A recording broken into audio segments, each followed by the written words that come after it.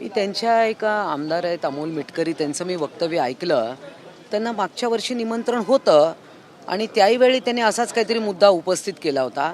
मला असं वाटतं की जेव्हा आपण राष्ट्र निर्माण, हिंदू राष्ट्र आणि चारित्र्य निर्माण याची ऊर्जा घेण्यासाठी आपण तिकडे जात असतो तर जायला काही हरकत नव्हती.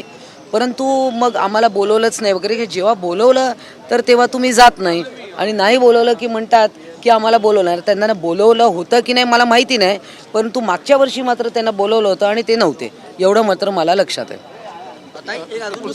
पृथ्वीराज चव्हाणांनी जे विधान केलं 19 तारखेला मराठी पंतप्रधान होणार असं बघा, मी एक फार छोटी कार्यकर्ती आहे आणि याबद्दल मी काही बोलणं हे चुकीचं ठरेल.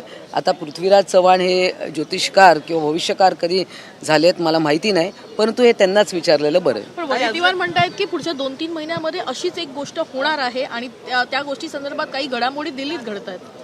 त्यांनी खरं तर महाराष्ट्राच्या समस्यांबद्दल बोलावं. महाराष्ट्रामध्ये अधिवेशन चालू आहे, शेवटचा दिवस आहे, त्यामध्ये जनतेसाठी अधिक काय पदरात पाडून घेता येईल याबद्दल त्यांनी खरं तर बोललं पाहिजे. पालघर घटनेमध्ये काल पडसद उमटताना दिसतं सभागृहामध्ये, विरोधकांनी आवाज उचललं होतं, कसं बघताय? नाही, यावर आज मुख्यमंत्री निश्चितच उत्तर देतील. दोन्ही सभागृहांमध्ये अत्यंत गंभीर प्रकार आहेत आणि हे त्वरित थांबले पाहिजे. ज्या काही आधुनिक तंत्रज्ञान वापरून किंवा जे काही पोलीस यंत्रणा किंवा सर्व यंत्रणांचा वापर करून हे सगळे प्रकार थांबवले पाहिजे. प्रकाश आंबेडकरांनी घोषणा केली की राज्यामध्ये देखील उठाव केल्याने एकनाथ शिंदे मुख्यमंत्री होतील.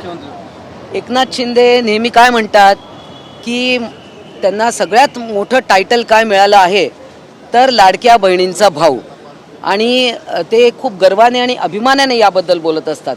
बाकी प्रकाश आंबेडकर काय बोले ते मी काय ऐकलेलं. धन्यवाद.